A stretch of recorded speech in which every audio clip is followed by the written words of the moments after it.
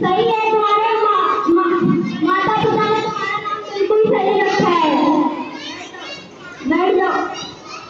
अरे जाओ सुल्तान बेटा। ईश्वर जी बताओ, अगर एक तरफ पैसा और एक तरफ अकल हो तो तुम किसको चुनोगे? सही पैसा नहीं है पैसा। अगर मैं होता तो ऐसा ही चुनता।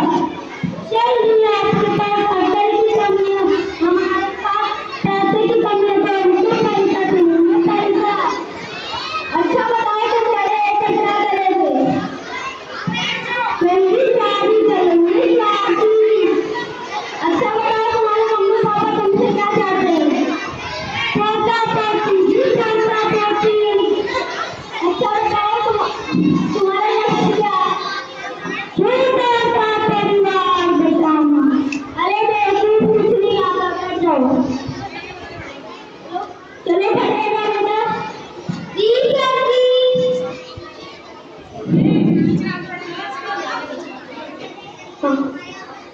अब जो मैं सवाल पूछूंगा उसका जवाब फटाफट देना। जी सर। बताओ हमारे देश के प्रधानमंत्री का क्या नाम है? फटाफट। हमारे देश में कितने राज्य? फटाफट। हमारे राष्ट्रपति का नाम है? फटाफट।